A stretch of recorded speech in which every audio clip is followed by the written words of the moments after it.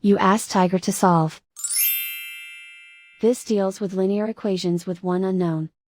The final result is p equals 1/4. Let's solve it step by step. Group all p terms on the left side of the equation. Subtract 4p from both sides. Group like terms.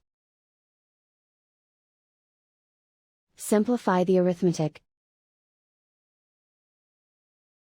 Group like terms.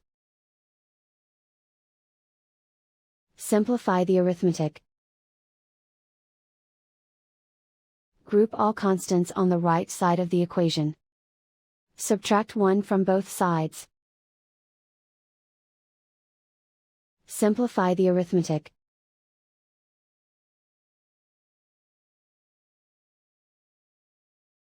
Isolate the p.